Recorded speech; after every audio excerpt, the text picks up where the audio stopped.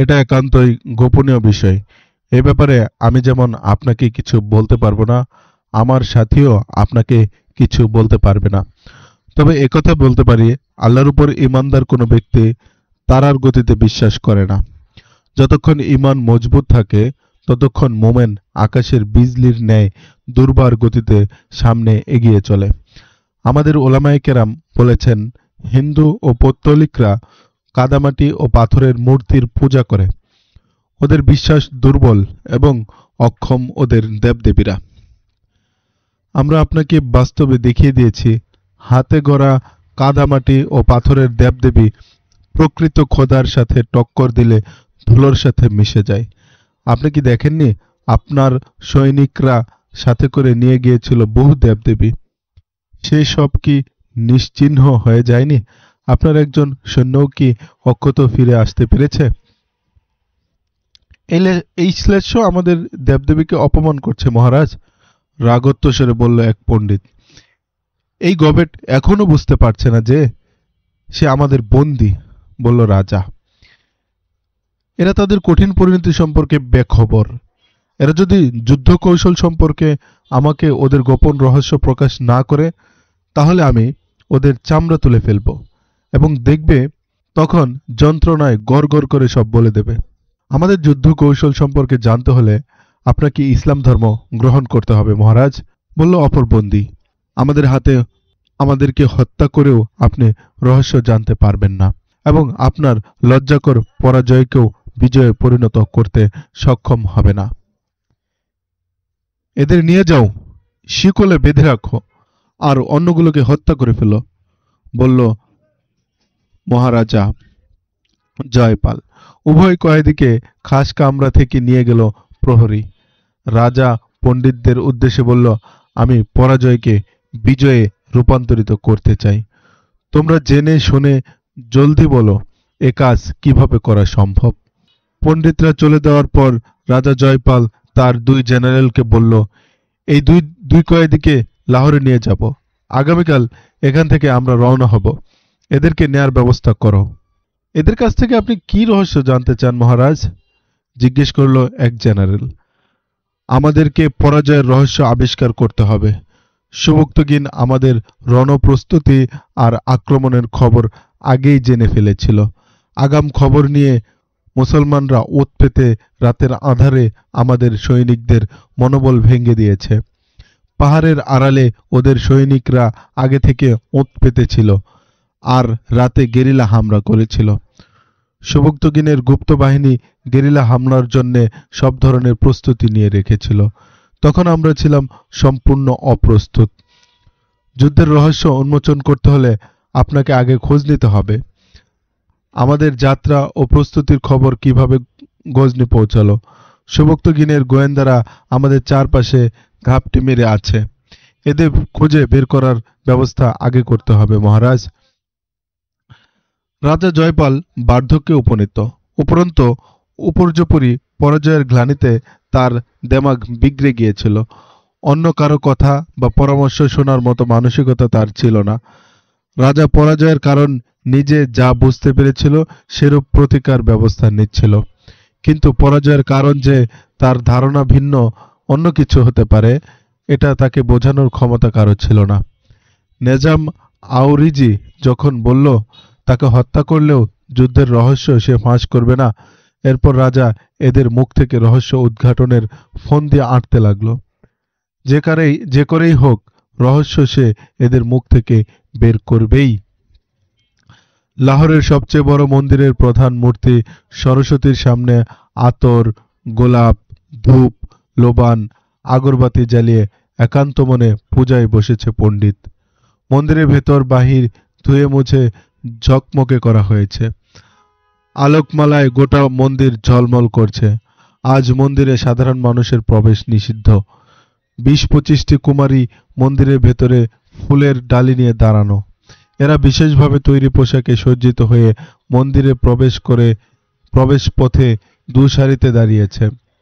মন্দিরের সদর দরজার সামনে রাজার বিশেষ নিরাপত্তা অফিসাররা টহল দিচ্ছে। ইত্যবসরে ঘোষণা এলো, মহারাজের সাওয়ারি আসছে। রাজার আগমনী সংবাদে বাদক দল বিশেষ সঙ্গীতের তুফান তুলল। বাজনার তালে তালে নেচে উঠল তরুণী দল। গোটা এলাকা হারিয়ে গেল কান ফাটা ঢাক ঢোল আর বাদ্যযন্ত্রের শব্দে। রাজা সদর গেটে এলে কুমারীরা কুর্নিশ করে গমন পথে তার পদতলে ফুলের পাপড়ি ছিটিয়ে দিল। তাজা ফুলের পাপড়ি মারিয়ে তরুণীদের বেষ্টনী পেরিয়ে মন্দিরে প্রবেশ করল রাজা। প্রবেশ করল বিশেষ এক কক্ষে, যেখানে পণ্ডিত মহারাজ মন্ত্রতন্ত্র জপছিল। এক পণ্ডিত তাকে কুর্নিশ করে মাথায় তিলক পরিয়ে দিল। অন্য পণ্ডিতেরা ঘটি শাখা বাজাতে শুরু করলো। রাজা জয়পাল দুহাত জোর করে সরস্বতীর পা ছুঁয়ে চোখে মুখে হাত বোলালো আর শপথ করল, যে করেই হোক সে পরাজয়ের প্রতিশোধ নেবেই নেবে। প্রতিজ্ঞা করল মূর্তির সামনে, পরাজয়কে বিজয়ে রূপান্তরিত করে সুদূর বুখারা পর্যন্ত আমি দেবদেবীর ডাঙ্কা বাজাবো। ইসলামের সূতিকাগার পর্যন্ত আমি সনাতন ধর্মের সীমানা বিস্তৃত করে ক্ষান্ত হব। দেবদেবীদের মর্যাদা বুলন্দ করতে পারবে এমন কেউ নেই। আমি যদি যুদ্ধে ব্যর্থ হই, তাহলে যুদ্ধেই আমি আমার প্রাণ ত্যাগ করব। রাজার প্রার্থনা শেষ হলে শুরু হলো পণ্ডিতদের পালা। পণ্ডিতেরা ওদের নিজস্ব সংস্কৃত ভাষায় অনেক কিছু বলল, যা অন্যদের পক্ষে বোঝা সম্ভব নয়। ঘণ্টা আর শাখা ধ্বনি আরো তীব্র হলো। হঠাৎ ভীষণ গর্জন শোনা গেল, যেন আসমান ভেঙে পাহাড়ে পড়েছে। বাইরে যেন রাতের আধার নেমেছে। পরপর কয়েকবার গর্জন শোনা গেল। পণ্ডিতেরা পরস্পর চোখাচোখি করল। বুড়ো রাজা পণ্ডিতদের কাতর অবস্থা আর ভুবন কাঁপানো গর্জনে ভয়ে কেঁপে উঠল। তার চেহারা ফ্যাকাশে হয়ে গেল। বড় পণ্ডিত দেবতার সামনে আরো জোরে জোরে মন্ত্র পড়ছে আর রোদন করছে। বাইরে নেমে এলো গভীর অন্ধকার। শুরু হলো চেঁচামেচি, হাঁক ডাক আর চিৎকার। মহারাজ, দেবতা খুব নাখোশ হয়েছে। গজনির যুদ্ধে দেবীদের অপমান করা হয়েছে। এই অপমান দেবতা কখনো ক্ষমা করবে না। রাজার সামনে দু হাঁটু গেড়ে নিচু গলায় বলল বড় পণ্ডিত। এ সময় হঠাৎ আকাশে এমন বিকট বিজলি গর্জন শুরু হলো যে মন্দির কেঁপে উঠল। মূর্তিগুলো নড়ে গেল। রাজা কাঁপতে কাঁপতে চিৎকার করে উঠল, পণ্ডিত জি মহারাজ, দেবীমা কি চায়? কত মানুষের বলি চাই দেবী? যত নরবলি চাই বলুক, আমি দেবীর পদতলে হাজারো নরবলি দিয়ে তাকে সন্তুষ্ট করব। এ সময় রাজা জয়পাল, পণ্ডিত ও মন্দিরের সেবায়েতদের মধ্যে আকাশের অবিরাম বিকট গর্জন আর বিজলির ভয়াবহ ঝলকানিতে ধুকপুকানি শুরু হয়েছে। ভিতরে ভিতরে ভয়ে সবার বুক শুকিয়ে গেছে। মন্দিরের অনতিদূরে মুসলমান কৃষকরা নির্বিঘ্নে খেতে কাজ করছিল। তাদের খুশি দেখে কে? দীর্ঘদিন পর কাঙ্ক্ষিত মুষলধারার বৃষ্টিতে আনন্দ উচ্ছ্বাসে তারা বলাবলি করছিল, এবার ফসল ভালো হবে, আল্লাহর রহমত করেছে। ভাইরা, বাড়ি গিয়ে সবাই নফল নামাজ পড়ো, শুকরিয়া আদায় করো। মুসলিম কৃষকদের আনন্দ উল্লাস আর হর্ষধ্বনি মন্দির থেকেও শোনা যাচ্ছিল। মুসলমানদের জন্য যা ছিল আল্লাহর দয়া, মন্দিরের মূর্তি পূজকদের বিবেচনায় তা ছিল দেবতার ক্রোধ, ভগবানের গজব। মুসলমানরা ভারী বর্ষণ বৃষ্টিকে আল্লাহর রহমত ভেবে শুকরিয়া জ্ঞাপনার্থে নফল নামাজ পড়ার জন্য সবাইকে উদ্ধত করছে। মুসলমান শিশুরা বৃষ্টিতে ভিজে কাদা পানিতে খেলতে নেমেছে, হইচই চেঁচামেচি করে উল্লাস করছে। অপরপক্ষে রহমতের এই বাড়িধারা ও মেঘের গর্জনে মন্দিরের পূজারী ও রাজার চেহারা মলিন হয়ে গেছে। গজবের আশঙ্কায় মন্দিরের সর্বত্র ভীতি ছড়িয়ে পড়েছে। বড় পণ্ডিত হাত জোর করে বড় দেবতার কাছে ক্ষমা প্রার্থনা করছিল। এদিকে রাজাও ভগবানের শাস্তি আশঙ্কায় কাতর। বাইরে সারি বেঁধে দাঁড়ানো যুবতীরা দ্বিতীয়বার আকাশের গর্জনে ভীত হয়ে দৌড়ে মন্দিরে এসে কাঁপতে শুরু করেছে। দীর্ঘক্ষণ পর এক পণ্ডিত মুখ তুলে বলল, মহারাজ, এক কুমারীর বলিদান, মাত্র একটি। জি মহারাজ, মাত্র একটি কুমারী হলেই চলবে, বলল পণ্ডিত। কোনো মুসলমান কুমারীকে এনে এক্ষুনি আমার সামনে বলি দিয়ে দাও, হুকুম করল রাজা। না না মহারাজ, ভগবান কোনো শ্লেচ্ছ বলিদান গ্রহণ করবেন না, খাঁটি বামুন কুমারী চাই। রাজা জয়পালের দৃষ্টি পড়ল পাশে দাঁড়ানো কুমারীদের প্রতি। এরা সবাই মন্দিরের চিরকুমারী। সেবায়েত এই চিরকুমারীরাই একটু আগে তার গমন পথে ফুল ছিটিয়ে দিচ্ছিল। এরাও তো কুমারী, এদের এক একজনকে বলিদানের জন্য রেখে দিন, পণ্ডিতদের উদ্দেশ্যে বলল রাজা। রাজার কথা শুনে মেয়েরা পরস্পর চোখাচোখি করল এবং বাঁকা ঠোঁটে হাসল। পরক্ষণেই তাদের এই আচরণের পণ্ডিতদের ক্রোধাগ্নি আঁচ করতে পেরে দমে গেল সবাই। পণ্ডিতরা একটু চুপসে গেল। ঘটনার আকস্মিকতায় তারা ইতস্তত হলো, কারণ এই মেয়েরা জনসাধারণের দৃষ্টিতে খুবই সম্মানের পাত্রী, মন্দিরের সেবাদাসী, দেবদেবীর জন্য উৎসর্গিত চিরকুমারী। মন্দিরে এদের অবাধ যাতায়াত, একাকী অথবা জোড়ায় জোড়ায় দল বেঁধে যখন ইচ্ছে এদের জন্য মন্দিরে গমন আগমন কোনো বিধিনিষেধ নেই। বাইরের মানুষ এদেরকে সতী সাধ্যী ভেবে ইজ্জত করলেও মন্দিরের পণ্ডিত আর ওরা জানে তারা কোন ধরনের কুমারী। বারবার তাদের বাঁকা দৃষ্টি পণ্ডিতদের বিব্রত করছিল এবং তা কুমারী দল ও পণ্ডিতদের মাঝে এক জটিল সম্পর্কের ইঙ্গিত বহন করছিল। রাজা জয়পাল তন্মধ্যে সবচেয়ে সুন্দরী মেয়েটির বাজু ধরে পণ্ডিতকে বলল, একে বলিদান করুন। আমি আপনার পায়ে জীবন উৎসর্গ করতে প্রস্তুত মহারাজ, স্বগোক্তি করল মেয়েটি। আমি দেবীর পদতলে জীবন উৎসর্গ করব, তাতে আপত্তির কি আছে? কিন্তু মহারাজ, আমি যে কুমারী নই। তোমার বিয়ে হয়েছে, তবে মন্দিরে এলে কেন? আমি কারো বিবাহিতা স্ত্রী নই মহারাজ, এই মন্দিরের দাসী। কিন্তু পণ্ডিতজি আমার সতীত্ব, অপকটে বলল মেয়েটি। বলিদানের জন্য একটা বিশেষ ধরনের দৈহিক গড়ন, অঙ্গ সৌষ্ঠব আর কুমারী নারী দরকার মহারাজ। মেয়েটির কথা শেষ করতে না দিয়ে বলল বড় পণ্ডিত, এই গুণ এখানকার কুমারীদের মাঝে অনুপস্থিত। বলিদানের জন্য উপযুক্ত মেয়ে আমরা খুঁজে নেব, এজন্য আপনি নিশ্চিত থাকুন। সেই কুমারীকে আমরা এই চাঁদের পূর্ণিমা থেকে আগামী চাঁদের পূর্ণিমা পর্যন্ত আমাদের হেফাজতে রাখব। ওকে বিশেষ ধরনের খানা, বিশেষ পোশাক পরাতে হবে এবং বিশেষ ধরনের তালিম দিতে হবে। সে নিজে থেকেই বলি হওয়ার জন্য আর্জি পেশ করতে থাকবে। সে আপনার আকাঙ্ক্ষা সফলের জন্য আশীর্বাদ করবে। তাকে এখানে নয়, একটা বিশেষ স্থানে নিয়ে বলিদান করা হবে মহারাজ। এ কাজ খুব জলদি হওয়া দরকার, বলল মহারাজা। আপনি বলিদানের জন্য ইচ্ছে ব্যক্ত করার সাথে সাথেই দেবতা খুশি হয়ে গেছেন, তার রাগ কমে গেছে। দেখলেন না, আপনি বলিদানের কথা বলার সাথে সাথে দেবতা শান্ত, নীরব, বন্ধ হয়ে গেছে গর্জন, থেমে গেছে ঝড়, আকাশ একেবারে পরিষ্কার। রাজা জয়পাল মন্দির থেকে বেরিয়ে গেল। বলি হওয়ার ভয়ে মেয়েদের চেহারা পাণ্ডুর বর্ণ ধারণ করেছিল। এরা হাঁফ ছেড়ে বাঁচল। পণ্ডিতের কথায় অন্য কুমারী বলিদানে রাজা সম্মতি দিল। এরা রাজার কথায় আশঙ্কা করছিল, না জানি তাদের মধ্যে কাউকে আবার বলিদানের শিকার হতে হয়। আজ তোমরা নিশ্চয়ই বুঝতে পেরেছ কেন আমরা তোমাদের কুমারিত্ব নষ্ট করেছি। না হয় আজ তোমাদের বলি হতে হতো, নির্লজ্জের মতো বলল বড় পণ্ডিত। কুমারিত্ব নষ্ট না করলে একের পর এক তোমাদেরকেই বলিদান বরণ করতে হতো। তোমরা তোমাদের শরীর বলিদান করে জীবন দান করা থেকে মুক্তি লাভ করেছ।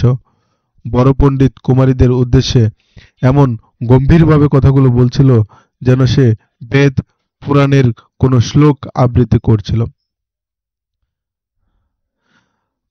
রাজা জয়পালের বহর ভারী বর্ষণের ফলে কাদামাটির মধ্য দিয়ে রাজপ্রাসাদের দিকে রওনা হলো। রাজার প্রস্থানে তার রক্ষী প্রহরী সৈন্যরা মন্দির এলাকা ত্যাগ করল। বড় পণ্ডিত কুমারীদের পিছনের কামরায় চলে যেতে নির্দেশ দিয়ে নিজেও সেই কামরায় প্রবেশ করল। সদর গেট বন্ধ করে দেওয়া হলো। রাজা যখন মঞ্জিরে এলো তখন গজনীর দুই বন্দীকে রাজপ্রাসাদে আনা হলো। রাজার হুকুম ছিল এখানে এদের হাজির করার। রাজার ফেরায় বিলম্ব দেখে একটি ঘরে তাদের বসিয়ে দেওয়া হলো। রাজার হুকুম ছিল ওদেরকে কয়েদখানায় নিম্নমানের আহার না দিয়ে ভালো আহার দেবে, আরাম বিছানায় ব্যবস্থা করবে। রাজার চেষ্টা ছিল ওদের প্রতি একটু সদয় ব্যবহার করে মুসলিমদের যুদ্ধ জয়ের গোপন রহস্য উদ্ঘাটন করা। কারণ রাজার কাছে তাদের যুদ্ধ কৌশলের রহস্য বলতে এরা অস্বীকৃতি জানিয়েছিল। রাজা তার জেনারেলদের বলেছিল বন্দীদেরকে আরাম-আয়েশে রেখে তাদের মন জয় করার মাধ্যমে রহস্য উদ্ঘাটনের চেষ্টা করতে হবে। তাতেও যদি কাজ না হয় তবে কঠিন শাস্তি দিয়ে ওদের পেট থেকে রহস্য বের করে আনতে হবে। তাদের জন্য যখন আহার আনা হলো তখন তারা বলল, এই খাবার কে রেঁধেছে? তাদের বলা হলো, রাজমহলের বাবুর্চিরা পাকিয়েছে এই খাবার। তারা বলল তারা কোনো হিন্দুর পাকানো খাবার খাবে না, তাদেরকে কোনো মুসলমানের রান্না করা খাবার দেওয়া হোক এবং খাবার কোনো মুসলমানকে দিয়ে পাঠানো হোক। রাজার যেহেতু নির্দেশ ছিল মেহমানের মতো করে আপ্যায়ন করা, থাকা খাওয়ার ব্যবস্থা করা, তাই রাজমহলের খানা ফিরিয়ে দিয়ে কিছুক্ষণ পর এক মুসলমানকে দিয়ে খাবার পাঠানো হলো।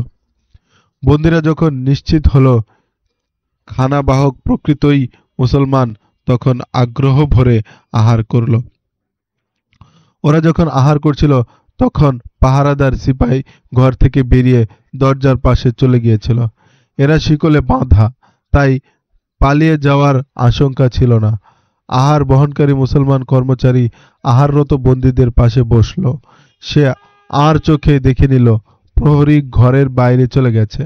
সে নিচু স্বরে ফরাসিকে বলল, তোমাদের খুব আদর যত্ন করা হচ্ছে, এই ভেবে তোমরা খুশি হয়ে যেও না।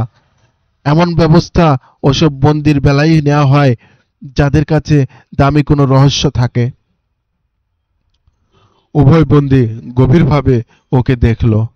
খানাবাহক বলল, আমার দিকে তাকিও না, খানার দিকে চোখ রেখে নিঃশব্দে কথা বলো। এরা দেখলে সন্দেহ করবে আমি তোমাদের লোক। যদি তোমাদের কাছে সত্যিই কোনো রহস্য থাকে তবে তা কখনো প্রকাশ করো না, কিন্তু ওদের লোভ দেখাবে, ওদের ধোঁকা দিয়ে আস্থা অর্জন করো, যাতে ওরা তোমাদের পায়ের ডান্ডাবেরি ও কোমরের শিকল খুলে দেয়। সুযোগ পেলেই আমি তোমাদের পালিয়ে যাওয়ার ব্যবস্থা করে দেব। দেখো, কোনো প্রলোভনে পড়ে গোপন তথ্য ফাঁস করো না যেন, তাহলে তোমরা ফেঁসে যাবে। একবার ফেঁসে গেলে আর রক্ষা পাবে না। এমন কঠিন শাস্তি দেবে পরাণ ঠোঁটের সাথে ঝুলে থাকবে, মরেও যাবে না, বেঁচেও থাকবে না। এরা যখন কথা বলছিল তখন বাইরে প্রবল বৃষ্টি হচ্ছিল। বৃষ্টির শব্দে এদের কথার আওয়াজ বাইরে যাচ্ছিল না। বৃষ্টি থামতেই রাজা প্রাসাদে এলো এবং এদের ভিতরে নিয়ে বলল, আমি তোমাদের কাছ থেকে সুভক্তিগিনের যুদ্ধ জয়ের রহস্য জানতে চাচ্ছি। আমরা পরাজয় চিনি না, আল্লাহ ছাড়া কারো কাছে নতি স্বীকার করি না। আপনি ও আপনার জাতির লোকেরা মুসলমানদের ধোঁকা দেওয়া ও প্রতারণা করাকে নেক কাজ মনে করে, প্রতিশ্রুতি ভঙ্গ করাকে মনে করেন বুদ্ধিমত্তা। এই ধূর্তামি আমরা জানি না। শিকলে বাঁধা অবস্থায় যদি আমরা আপনাকে রহস্য বলে দিই তবে এর অর্থ দাঁড়ায় গ্রেফতারির যন্ত্রণায় আমরা কওমের সাথে বেইমানি করেছি। বন্দী অবস্থায় আমরা আপনার সাথে কোনো কথা বলতে পারবো না। রাজা শ্লেষমাখা স্বরে বলল, তাহলে কি আমি তোমাদের অতিথি করে রাখবো? যা ইচ্ছা তা করতে পারেন। শিকলে বন্দী থেকে আমরাই কি আপনাকে বন্ধু ভাবতে পারি? বলল এক বন্দী, কাসেম বলখি।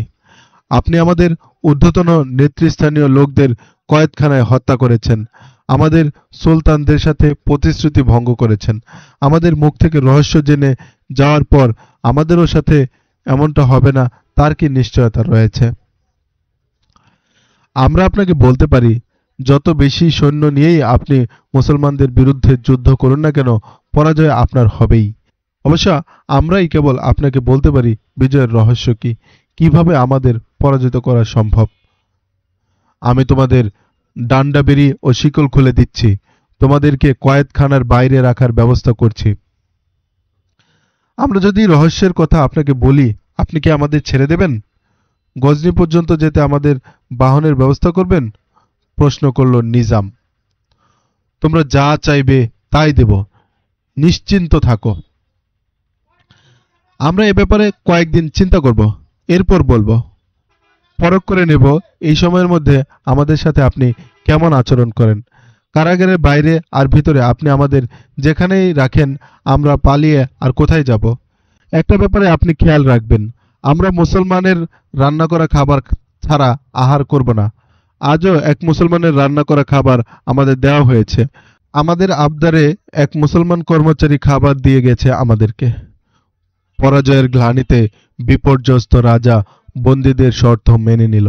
হুকুম করল, আজ যে মুসলমান কর্মচারী বন্দীদের খাবার নিয়ে এসেছিল, একেই তাদের তদারকিতে নিযুক্ত করা হোক।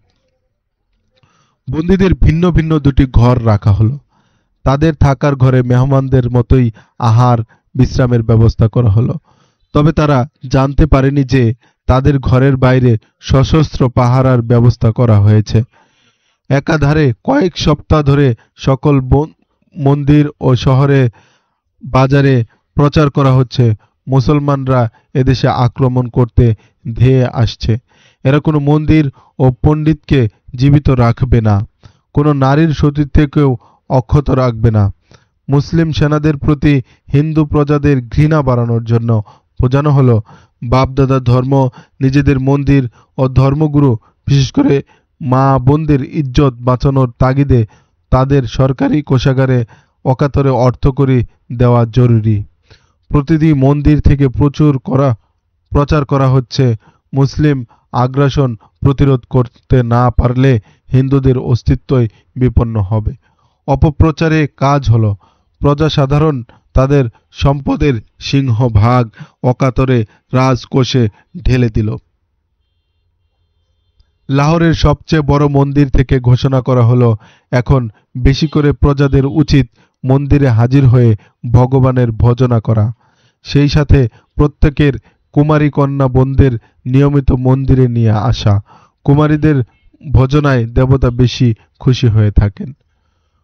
পণ্ডিতরা একথাও প্রচার করল যে মহারাজা এখন সৈন্যবাহিনীর ব্যবস্থাপনায় ব্যস্ত। তিনি দ্রুত মুসলমানদের উপর আক্রমণ পরিচালনা করবেন, যাতে মুসলমানরা লাহোর আক্রমণের অবকাশই না পায়। তাই প্রজাদের উচিত এই কঠিন সময়ে বেশি করে মন্দিরের পূজা অর্চনায় শরিক হওয়া এবং যথাসম্ভব রাজাকে সাহায্য করা। রাষ্ট্রের নাগরিকদের সাথেই এখন ভজনা ও অর্থ সাহায্য উভয়টাই রাজার জরুরি। মন্দিরের প্রচারণায় সুফল ফলল। হিন্দু প্রজারা কুমারী মেয়েদের মন্দিরে পাঠাতে শুরু করল। বড় পণ্ডিত কুমারীদের পূজা অর্চনা পরিচালনা করত। কিভাবে দেবতাদের সামনে হাত জোর করে পুজো দেবে তা তদারকি করত, আর কুমারীদের নিরীক্ষণ করত, কারণ তার একজন কুমারীকে দেবতার পদতলে বলিদানের জন্য বাছাই করা জরুরি। গজনির দুই বন্দীর খোঁজ নেওয়ার অবকাশ রাজার আর হলো না। প্রতিবেশী রাজ্যের রাজারা সবাই লাহোর এসে হাজির হলো। তারা প্রত্যেকে জয়পালের গজনি আক্রমণে সৈন্য ও রসদ নিয়ে সাহায্য করেছিল। এতে দিল্লি, কনৌজ, গোয়ালিয়রের রাজার ভূমিকা ছিল উল্লেখযোগ্য। টানা কয়েকদিন পরাজয় ও ক্ষয়ক্ষতির বিষয়ে উত্তপ্ত তর্ক বিতর্ক হলো, কিন্তু মুসলমানদের পুনরায় হামলা করে কিভাবে গর্জি দখল করা যায়, তর্ক বিতর্ক এ পর্যায়ে আটকে রইল। পরাজয়ের কারণ অনুসন্ধানে কিংবা পুনর্বার সহযোগিতা না করার কথা কেউ উচ্চারণ করল না। আমরা গজনি দখল করতে পারলে ওখান থেকে আরব পর্যন্ত আক্রমণের পথ খুলে যাবে, বলল কালিঞ্জরের মহারাজা। আমাদের প্রত্যেকের মধ্যে এ প্রতিজ্ঞা বদ্ধমূল হওয়া উচিত যে বিশাল মহাভারতের স্বপ্ন আমাদের বাস্তবায়ন করতেই হবে। মহাভারতের সীমানা ফুরাত ও দজলা পর্যন্ত বিস্তৃত করতে হবে। এ কাজ আমরা না করতে পারলে আরব এলাকা খ্রিস্টানদের দখলে চলে যাবে। আমার কাছে খবর এসেছে মুসলমান রাজারা একে অন্যের বিরুদ্ধে বিবাদে জড়িয়ে পড়েছে। এর অন্তরালে প্রধান ভূমিকা রাখছে খ্রিস্টান গোয়েন্দারা। তারা মুসলিম আমির ওমরাকে সুন্দরী মেয়ে ও মদের টোপ গিলিয়ে ওদের অন্দরমহল পর্যন্ত নিজেদের কবজায় নিয়ে নিয়েছে। আমাদের এই পদ্ধতি অবলম্বন করতে হবে, বলল রাজা জয়পাল। মুসলমানদেরকে আমাদের বুঝিয়ে দিতে হবে যে যুদ্ধবিদ্যায় আমরা কত পারদর্শী। তবে এই মুহূর্তে আমাদের সৈনিকদের মধ্যে মুসলিম যোদ্ধাদের প্রতি প্রচণ্ড ভীতি রয়েছে। এরা মনে করে মুসলিম যোদ্ধারা দুঃসাহসী ও ভয়ঙ্কর, কখনো ওদের পরাজিত করা সম্ভব নয়। তাই এই ভীতি ছড়িয়ে পড়েছে জনসাধারণের মাঝেও। তাই দ্রুত সুলতান সুবক্তগিনের সৈন্যদের পরাজিত করে আমাদের সৈন্য ও প্রজাদের মন থেকে এই আতঙ্ক দূর করতে হবে। গজনি আমাদের দখলে চলে আসলে ওখান থেকে আমরা খ্রিস্টানদের কৌশল অবলম্বন করে সহজে কাজ করতে পারব। আমাদের মেয়েরা ইহুদি ও খ্রিস্টান মেয়েদের তুলনায় বেশি সুন্দরী ও মেধাবী, বলল কনৌজের মহারাজ। আমাদের শত্রুদের পরাস্ত করতে, দেবদেবীদের আশ্চর্য প্রচার ও প্রসারিত করতে, সর্বোপরি আমাদের প্রধান শত্রু মুসলমানদের ধর্মকে বিকৃত করার কাজে হাজারো মেয়েকে আমরা বলি দিতে প্রস্তুত রয়েছে। আমাদের যে মেয়েরা স্বামীর মৃত্যুতে জ্বলন্ত চিন্তায় আত্মহুতি দিতে পারে, তারা নিজের ধর্ম ও জাতির কল্যাণে জীবন দিতে মোটেও দ্বিধা করতে পারবে না। বস্তুত এ কাজে জীবন দেওয়ার দরকার হবে না। সম্ভ্রমের বিনিময়ে মুসলিম সৈনিক ও নেতাদের ভেড়া বানানোর খুবই সহজ কাজ। এটা আমাদের মেয়েরা সানন্দে করবে। আমি একটি কুমারী বলিদান করছি, বলল জয়পাল। অন্য রাজারা রাজা জয়পালের পরাজয়ের ক্ষতিপূরণের দাবি না তুলে নতুন করে তারই নেতৃত্বে গজনি আক্রমণের ফয়সালা করে চলে গেল। জয়পাল সুবক্তগিনের প্রতিশোধ নেওয়ার জন্য রাত দিন নতুন সৈন্য সংগ্রহ, তাদের ট্রেনিং ও রসদ সংগ্রহে ব্যস্ত হয়ে গেল। মন্দিরে মন্দিরে পণ্ডিতেরা সাধারণ মানুষকে মুসলিমদের বিরুদ্ধে যুদ্ধে উৎসাহিত ও ক্ষুব্ধ করে তুলতে বিরামহীন কাজ করে চলল। আর এদিকে নিজেরা মুসলিম সুলতানকে ধ্বংসের আয়োজনে পুরোদমে লেগে পড়ল। গজনির আশপাশে মুসলিম রাজারা একজোট হয়ে একের পর এক সুলতানের বিরুদ্ধে যুদ্ধ ঘোষণা করল। অথচ যদি ৩ লাখ হিন্দু বাহিনীর হাতে সুলতান সুবক্তগিন পরাজিত হতেন, তাহলে অন্য ছোট ছোট মুসলিম রাজ্যগুলো জয়পালের সৈন্য স্রোতের মুখে খড়কুটোর মতো ভেসে যেত। সুলতান শুধু নিজের অধিকৃত রাজ্যই রক্ষা করেননি, তিনি জীবন বাজি রেখে ইসলাম ও অন্যান্য ছোট ছোট রাজ্যের মুসলমানদের ঈমান, ইজ্জত, জীবন ও জমিন রক্ষা করেছেন। তবুও কেউ তার সহযোগী হল না। সবাই তার উপর বিরূপ। তার ছেলে মাহমুদ একমাত্র তার সহযোগী। সুলতান সুবক্তগিন হিন্দুস্তানের জায়গায় জায়গায় গড়ে তুলেছিলেন নিবিড় গোয়েন্দা নেটওয়ার্ক। হিন্দু রাজা মহারাজাদের মতিগতির খবর এরা তাকে খুব দ্রুত সরবরাহ করত। সুবক্তগিন এ ব্যাপারে নিশ্চিত ছিলেন জয়পাল আবার আক্রমণ করবে তার উপর। অবশ্য তিনি ধারণা করেছিলেন এত ক্ষয়ক্ষতি ও লোকবল হারিয়ে রাজা খুব তাড়াতাড়ি হামলা করার হয়তো সাহস পাবে না। এদিকে তার নিজের সৈন্যবাহিনীর অবস্থাও ছিল শোচনীয়। বিশাল বাহিনীকে অল্প সংখ্যক সৈন্য দিয়ে মোকাবেলা করতে গিয়ে তারও বহু জানবাজ যোদ্ধা হারাতে হয়েছে। শুধু জয়পালের আক্রমণ আশঙ্কাই নয়, আরও বহুবিধ সমস্যায় পতিত হয়েছিলেন সুবক্তগিন। প্রায় সকল প্রতিবেশী মুসলিম রাজা তার বিরুদ্ধে অস্ত্র শোনাচ্ছিল। এই কঠিন পরিস্থিতিতে তিনি 2 রকমের পরিকল্পনা হাতে নিলেন।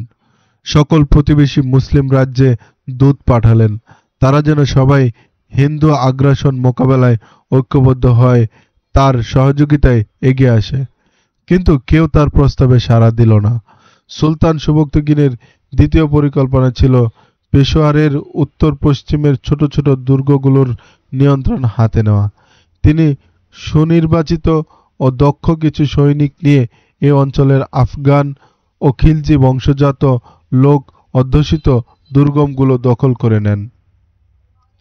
বুঝিয়ে সুঝিয়ে তাদেরও যুদ্ধের জন্য প্রভাবিত করেন।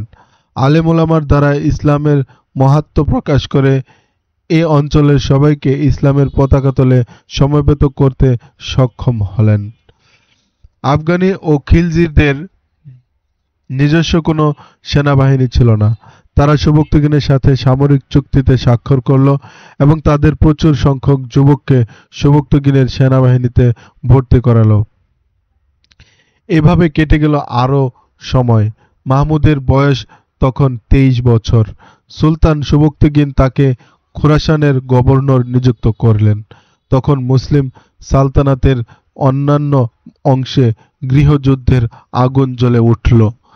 বুখারার বাদশাহ আবুল মনসুরের ইন্তেকালে তার ছেলে নুহ মসনদে আসীন হলে ফায়েক নামক এক হাকিম বিদ্রোহ করল।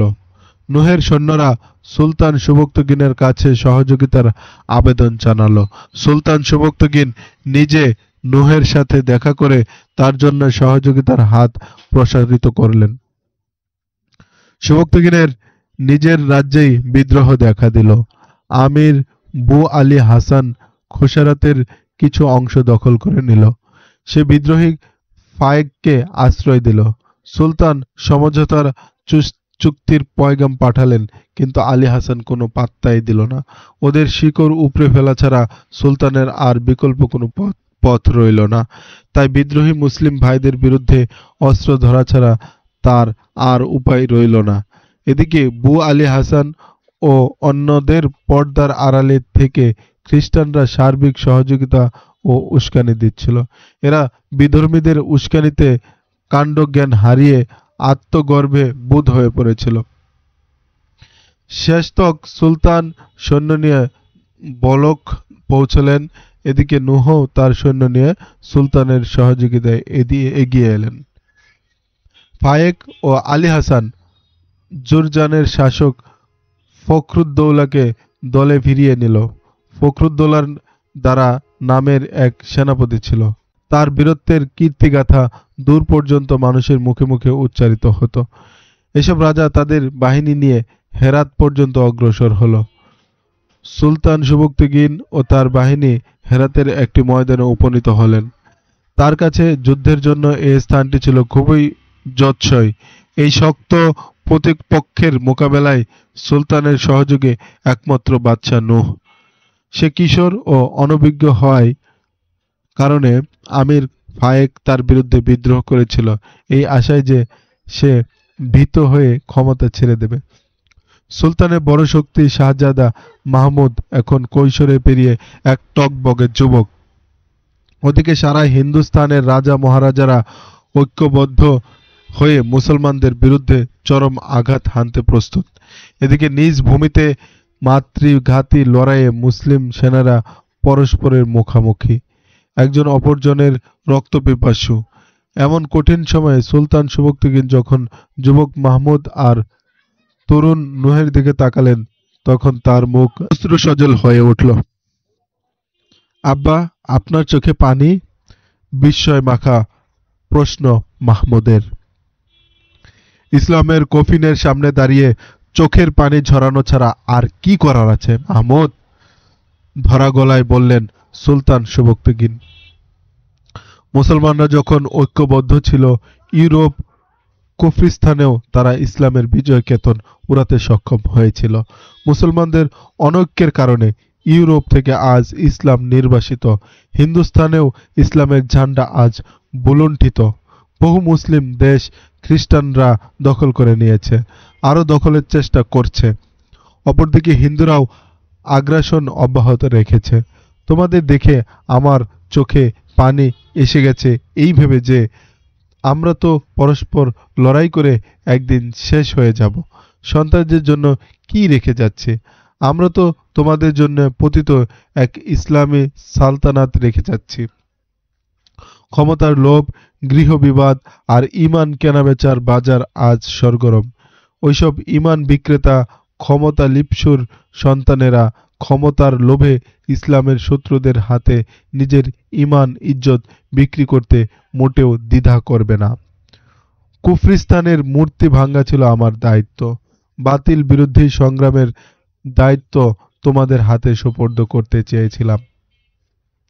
কিন্তু আমার মুসলিম ভাইরা, আমরা যারা একই খোদা, একই কাবা, একই কোরআনের আদর্শে চলি, একই রাসূল সাল্লাল্লাহু আলাইহি সাল্লামের আনুগত্য করি, তারাই আজ আল্লাহর পথ ভুলে বসেছি। বাবা, মুসলিম মিল্লাতের ভবিষ্যৎ অন্ধকার। ক্ষমতা ও মসনদের লোভ আর মদ ও মেয়েতে ডুবে গিয়ে ওরা মুসলিম জাহানকে টুকরো টুকরো করছে। তোমরা দেখতে পাচ্ছ প্রত্যেক মুসলিম রাজ্যে অবিশ্বাস, বিবাদ, প্রতারণা কিভাবে বিস্তার ঘটেছে। বর্তমান মুসলমানরা দৃশ্যত ঐক্যবদ্ধ হলেও এদের মনে প্রতারণার বীজ সুপ্ত রয়েছে। একে অন্যের প্রতি এরা ভীষণ অসহিষ্ণু। এরা মতভিন্নতাকেও মনে করে শত্রুতা। এরা শুভাকাঙ্ক্ষীকেও সন্দেহের দৃষ্টিতে দেখে। আমাদের উঁচু মহল থেকে পরস্পরের প্রতি শ্রদ্ধা ও ভালোবাসা নির্বাসিত হয়ে গেছে। খেলাফত আছে নামে মাত্র। দীর্ঘক্ষণ কথা বলে সুলতান নীরব হয়ে গেলেন। এরপর মাথা উঁচু করে বললেন, মাহমুদ ও নূহ, তোমাদের বাহিনীকে আমার সামনে এনে দাঁড় করাও। মাহমুদ ও নূহের সৈন্যরা সুবক্তগিনের সামনে এসে সারি বেঁধে দাঁড়িয়েছে। সুবক্তগিন যেখানে দাঁড়ানো সে জায়গাটি একটি টিলার মতো। সেখান থেকে আমির ফায়েক, আলী হাসান ও ফখরুদ্দৌলার বাহিনীর তাঁবু দৃশ্যমান। সুবক্তগিন চোখ বোলালেন নূহ ও মাহমুদের বাহিনীর প্রতি। অনুক্ত যন্ত্রণায় তার বুক ভারী হয়ে উঠল। তিনি নিজেকে সামলে নিয়ে সৈনিকদের প্রতি উচ্চ আওয়াজে বলতে লাগলেন, আল্লাহর সিপাহীগণ, আমি তোমাদের মতো একই ধর্মের অনুসারী। একই বেশভূষায় সজ্জিত আরেকটি বাহিনী দেখতে পাচ্ছি। তারা তোমাদের আমাদের প্রতিপক্ষ।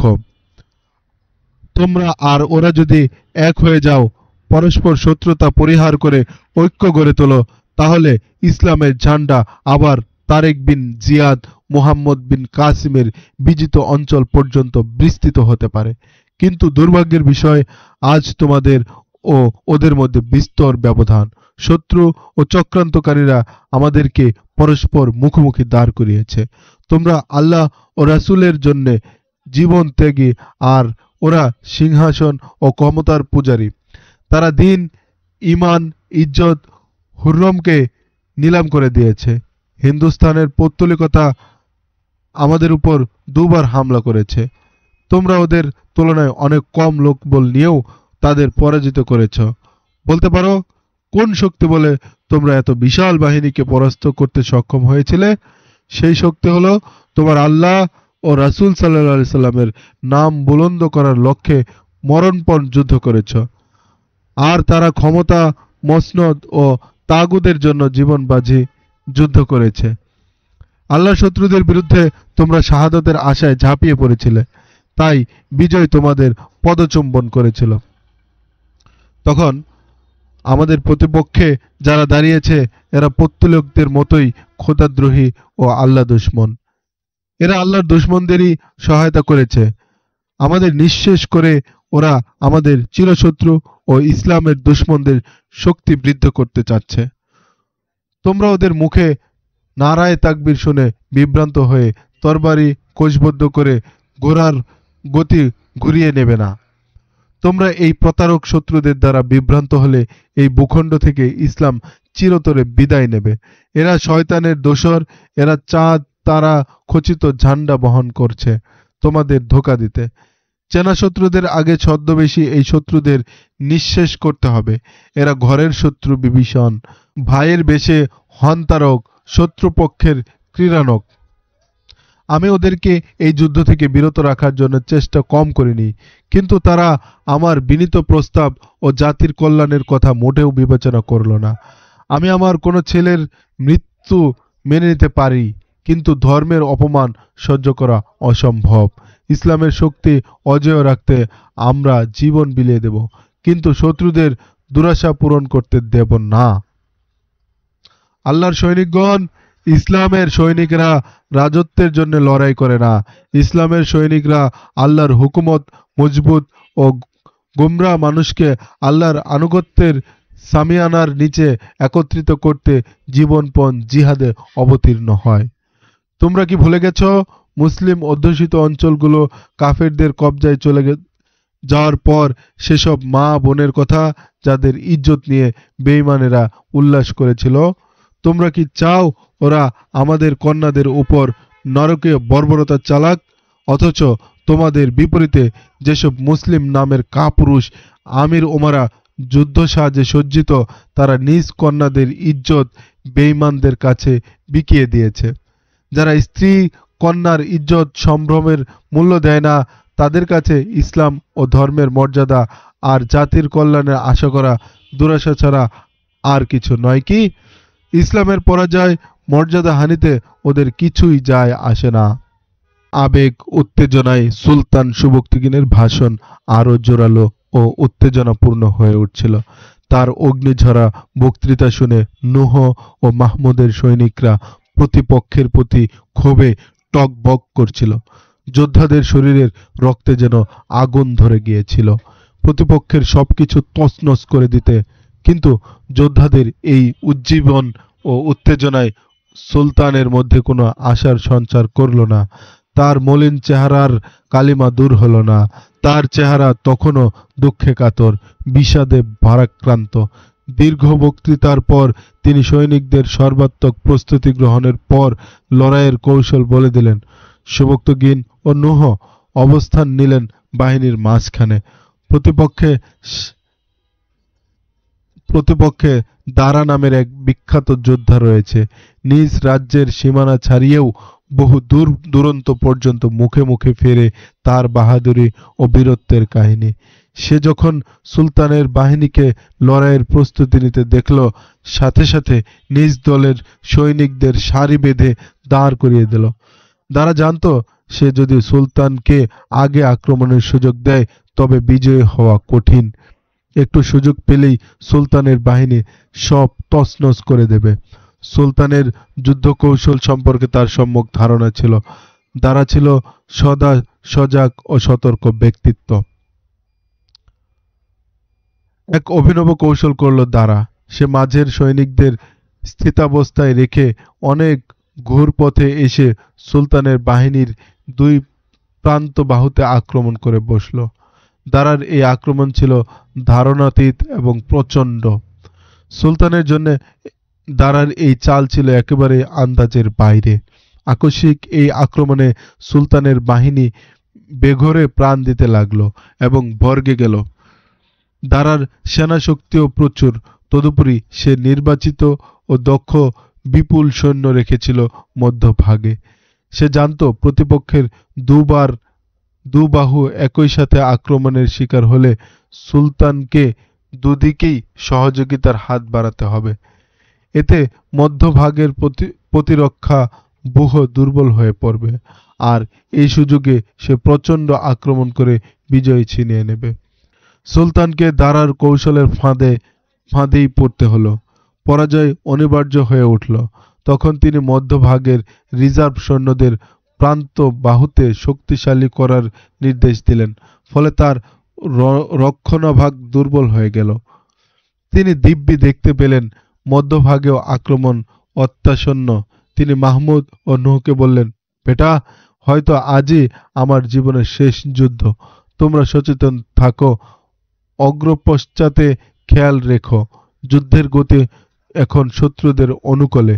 একটু অসতর্কতা বিরাট অঘটন ঘটাতে পারে। সেই যুগের বিখ্যাত ঐতিহাসিক ফেরেশতা লিখেছিলেন, সুলতানের দৃষ্টিতে যখন পরাজয়ের ক্ষণ ঘনিয়ে আসছিল, তখন ধূলি উড়িয়ে প্রচণ্ড বেগে একজন অশ্বারোহী সুলতানের দিকে অগ্রসর হতে দেখা গেল।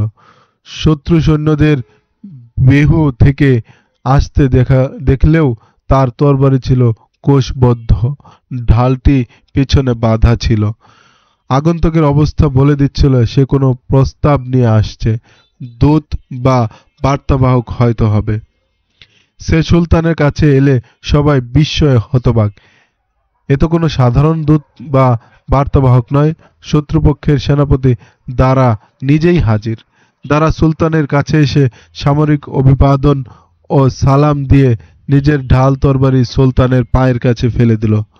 দারা বলল, সম্মানিত সুলতান, আমি ইসলাম দুশমনদের বিরুদ্ধে যুদ্ধ করতে অভ্যস্ত।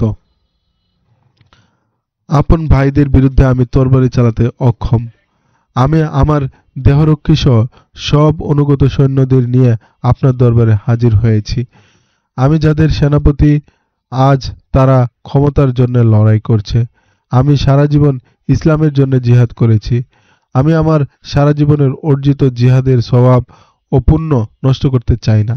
আমাকে আপনার বাহিনীতে জায়গা করে দিয়ে আল্লাহর দরবারে আনুগত্য প্রকাশের সুযোগ দিন সুলতান। দারা তার সাথে আসা বাহিনীকে নির্দেশ দিল, তোমরা আবার ঘুরে ক্ষমতা লিপ্স আমির ফায়েক ও তার দোসরদের উপর প্রচণ্ড আক্রমণ করো। দারা শুধু নির্দেশ দিয়ে ক্ষান্ত হলো না, ত্যায্য বাহিনীর উপর পাল্টা আক্রমণ হানতে অনুসারীদের নিজে কমান্ডো দিয়ে সামনে এগিয়ে নিয়ে গেল।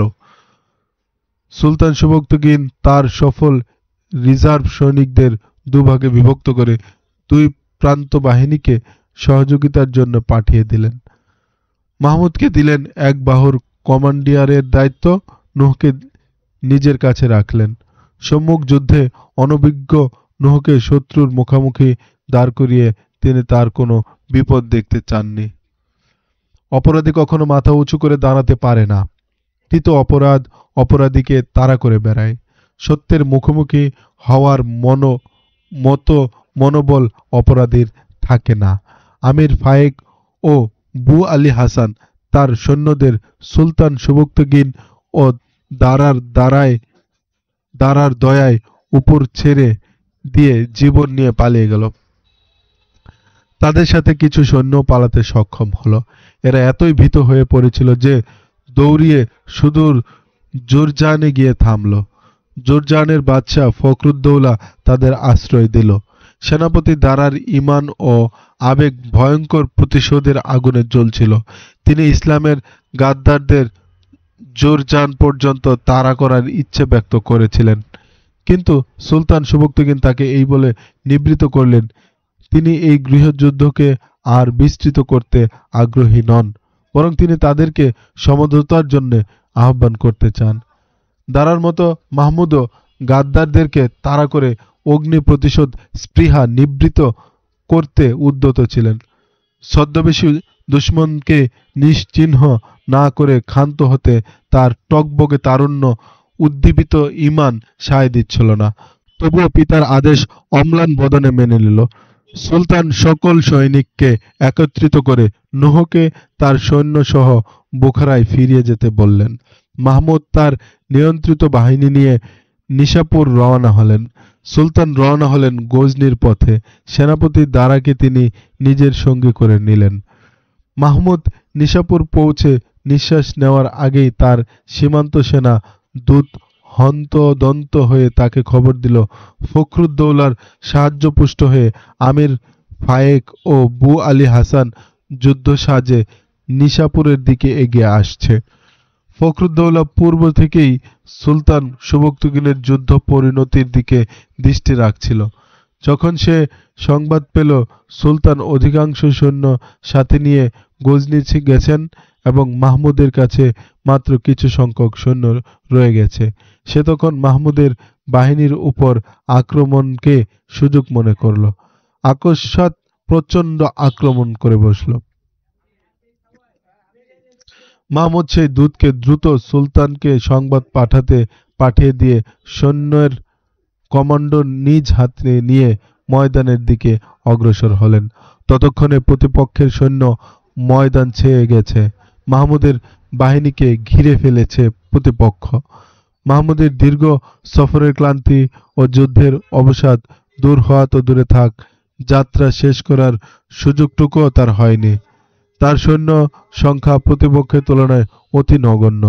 মাহমুদ প্রতিপক্ষের মুখোমুখি দাঁড়াতে হিমশিম খাচ্ছিলেন। মাহমুদ পশ্চাৎ প্রসারণের চিন্তা করলেন, কিন্তু পিছনে ফেরারও তেমন সুযোগ নেই। শত্রু বাহিনীর ঘেরাও ছিল খুব মজবুত। বাহ্যত মাহমুদ ছিলেন মৃত্যু ও বন্দী হওয়ার মুখোমুখি। মাহমুদের সংবাদবাহী দুই দূত উল্কার বেগে সুলতানের উদ্দেশ্যে ছুটে গেল।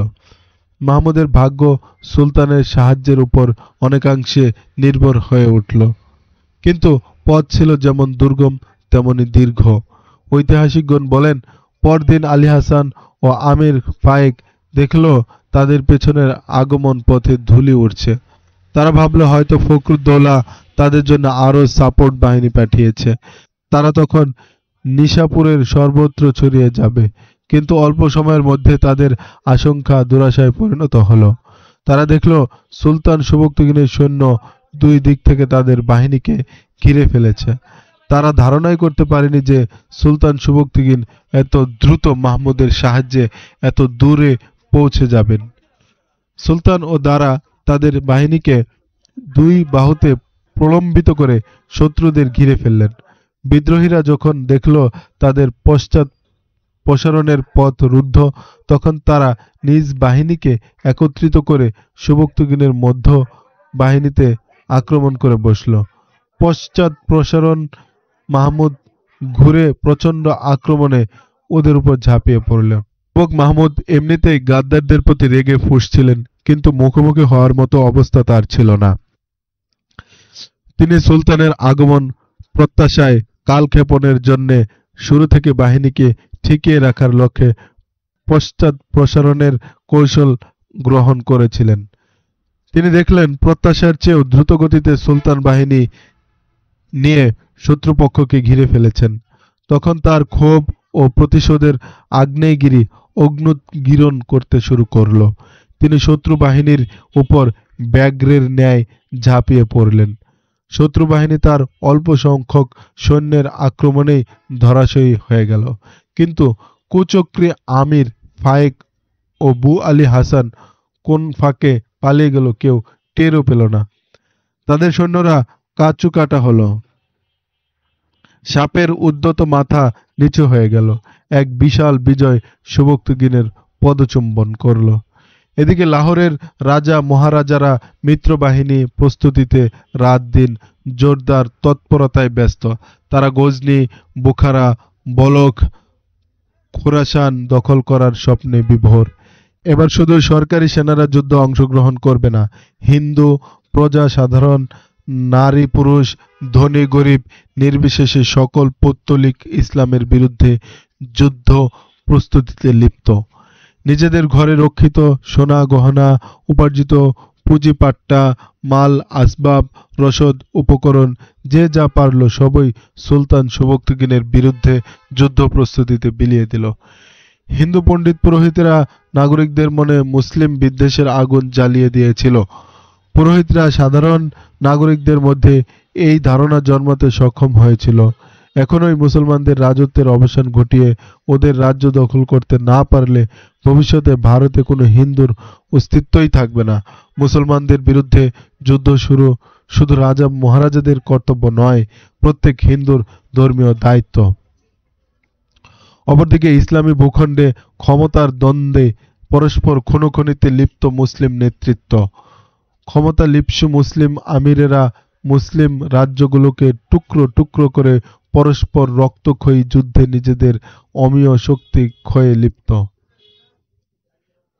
পেশোয়ার, লাহোর ও রাটান্ডায় সুলতানের গোয়েন্দারা জীবন বাজি রেখে রাজা মহারাজাদের প্রতিটি পরিকল্পনা ও কার্যক্রম যথাসময়ে সুলতানকে অবহিত করছিল। তাদের ত্যাগ, বীরত্ব, সাহস ও দায়িত্ববোধের পরাকাষ্ঠা আল্লাহ ছাড়া আর কারো পক্ষে জানা সম্ভব ছিল না। এরা ছিল গুমনাম আত্মপরিচয় গোপনকারী ছদ্মবেশী, যারা কর্তব্য পালনের স্বার্থে নিজেদের নাম পর্যন্ত বদলে ফেলত, কিন্তু এদের অমূল্য অবদানকে ম্লান করে দিচ্ছিল হাতে গোনা কিছু সংখ্যক বেঈমান। সুবক্তগিন রণক্লান্ত সৈনিকদের অবকাশ ও নিজেও কিছুটা বিশ্রামের জন্য নিশাপুর থেকে বলখ চলে গেলেন। এরই মধ্যে তিনি নতুন সৈন্য ভর্তি ও সংগ্রহ করতে নির্দেশ দিয়েছেন, কিন্তু লাগাতার যুদ্ধ আর প্রশাসনিক কাজের মধ্যে ডুবে থাকায় নিজের শরীর ও স্বাস্থ্যের দিকে দৃষ্টি দেওয়ার অবকাশ তার হয়নি। ইতোমধ্যে বার্ধক্য ও রোগ তার শরীরে স্থায়ী আসন করে নিয়েছে। চিকিৎসকরা তাকে দীর্ঘ বিশ্রামের পরামর্শ দিলেন। চিকিৎসকরা তাকে যত দ্রুত সম্ভব সুস্থ করে তুলতে চেষ্টা করছিলেন। অপরদিকে অসুস্থতা তার চেয়েও বেশি দ্রুত বেগে বাড়তে শুরু করলো। এক পর্যায়ে তিনি গজনি চলে যাওয়ার সিদ্ধান্ত নিলেন এবং গজনির উদ্দেশ্যে রওনা হলেন। কিন্তু পথিমধ্যে তাকে যাত্রা বিরতি করতে হলো। তার পক্ষে আর পথ চলা সম্ভব হলো না। একদিন সুলতান সুবক্তগিন শাইখ আবুল ফাতাহকে অসুখের প্রচণ্ডতায় বলেছিলেন, আমরা অসুখ হলে সুস্থ হওয়ার জন্য চিকিৎসা করি, একসময় সুস্থও হই, আবার অসুস্থ হয়ে শয্যাশায়ী হই, আবার চিকিৎসা নিয়ে সুস্থ হই। কিন্তু একদিন এমন আসে যখন আর সুস্থতা ফিরে আসে না। দুনিয়ার কোনো চিকিৎসাই মৃত্যু থেকে মানুষকে রেহাই দিতে পারে না। কসাইরা যেমন খুব যত্ন করে খাসিকে ঘাস পানি দেয়, খাসি কসাইয়ের আদর যত্নে ভাবতে থাকে সে চিরদিনই এমন আদর যত্নই থাকবে। কিন্তু হঠাৎ কসাই খাসির গলায় ছুরি চালিয়ে নিমিষে তার সকল আদর যত্নের অবসান ঘটায়। মৃত্যু ও কসাইয়ের মতো, যত আরাম আয়েশেই আমরা এখন থাকি না কেন, একদিন এই নির্মম মৃত্যু আমাদের জীবন কেড়ে নেবে। মৃত্যু থেকে কারোই রেহাই নেই। সমকালীন বুজুর্গ শাইখ আবুল ফাতাহকে একথা বলার ঠিক 40 দিন পর হঠাৎ সুলতানের অসুখ খুব বেড়ে গেল। তিনি কিছু বলার জন্য চোখের ইশারায় নির্ভরযোগ্য লোক খুঁজছিলেন। তার বাকশক্তি রহিত হয়ে গিয়েছিল। নিরাপত্তার রক্ষীর কমান্ডার তার সামনে এগিয়ে গেলে তিনি বলেন, মাহমুদকে বলবে তোমাকে মূর্তি সংহারী হতে হবে। তাকে কর্তব্য ও অভীষ্ট লক্ষ্য অর্জনে অনেক বন্ধুর পথ অতিক্রম করতে হবে। একথা বলে তিনি নীরব হয়ে গেলেন। পরক্ষণেই তার দেহ নিথর হয়ে গেল। মৃত্যুবরণ করলেন সুবক্তগিন। মাহমুদ পিতার মৃত্যু সংবাদ শুনে পিতার শিয়রে হাজির হলেন। মৃতদেহ নিয়ে গেলেন গজনি। সেখানে কাফন ও জানাজা শেষে তাকে কবরে সমাহিত করলেন। মাত্র 23 বছর বয়সে পিতার মৃত্যুতে তাকেই কাঁধে তুলে নিতে হলো রাজ্যপটের গুরু দায়িত্ব।